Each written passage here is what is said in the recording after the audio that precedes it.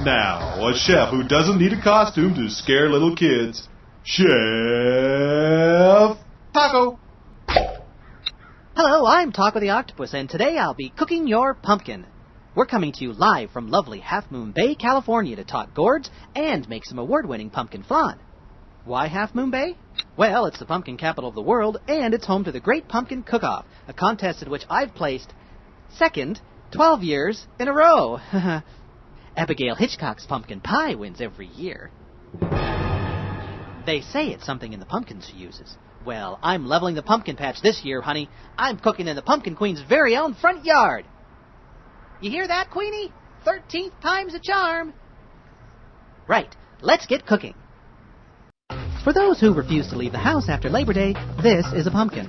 A member of the gourd family, a pumpkin is defined as any large winter squash with hard skin and orange flesh. Kind of like my Uncle Phil. But unlike Uncle Cranky Pants, pumpkins are rich in vitamin A, potassium, phosphorus, iron, calcium, and magnesium. And as you can see, they grow like weeds. You don't need a green tentacle to raise pumpkins, just a little water, sun, and a big old pile of dirt. Plant in the spring, and come fall, you'll have a garden full of ready-made jack-o'-lanterns. So what are pumpkins good for besides making decorative holiday lamps? Well, eating, of course. You can stuff them, bake them, make a soup or some tasty muffins. Heck, you can even toast the seeds.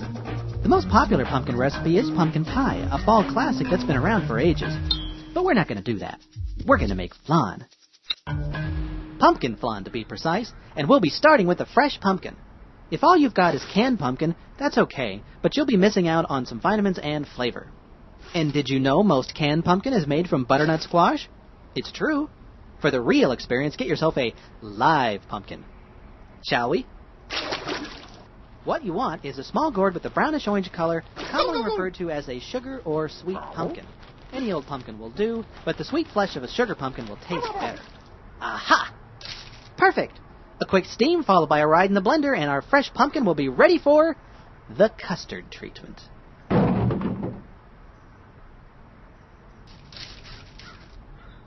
So, what manner of diabolical torture is involved with making custard? For starters, you'll need to beat a few eggs, more yolks than whites, and then whisk them together with sugar and heated cream. Make sure to go slowly and keep whisking so your eggs don't scramble.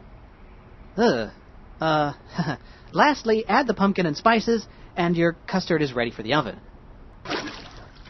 Okay, almost ready. One step not to be missed in flan preparation is the application of a topping in the bottom of the dish.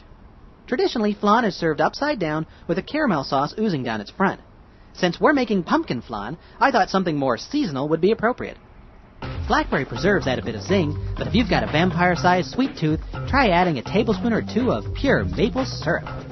Now, with the topping in place, pour in custard and then place in a deep baking pan with at least an inch between ramekins.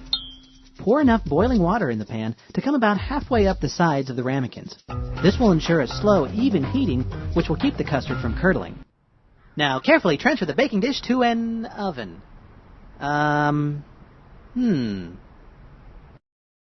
40 minutes at 350 degrees ought to do the trick, but start checking after 30. When it's done, properly cooked custard will wobble in the bowl. If you're unsure, stick a paring knife into one of the custards. If it comes out clean, your flan is finito. Yeah, those look done. Once the flan is cooled off a bit, chill it in the fridge for an hour or two. To serve, carefully loosen the edge with a thin knife, and then place a medium-sized plate upside down on the ramekin and flip. And this is what award-winning pumpkin flan looks like. Hello, Tako. Who's it? Come to spy on me, eh, Mrs. Hitchcock? Oh, no, dear. I thought you'd like to be the first to try this year's entry. I'm ever so proud of it. Sure. Why not?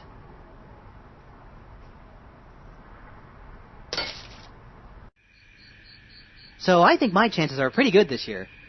I mean, most of the jack-o'-lantern entries are kids, of course, and I'm not going to lose to a bunch of kids, right? Right? Did you know that the first jack-o'-lanterns were carved out of turnips? It's an Irish tradition. They switched to pumpkins when they came to America. What do you think? Too scary? Eek! Is that the time? I'm going to be late! Oh, Tako, try my pumpkin pie. My pumpkin I tell you what to do. My pumpkin, just as good as you. And I had pumpkins that were perfect. Who builds a graveyard in the middle of town? Ah! Ow. That's gonna leave a mark.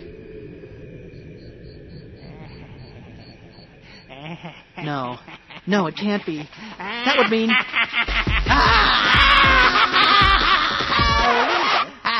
Huh?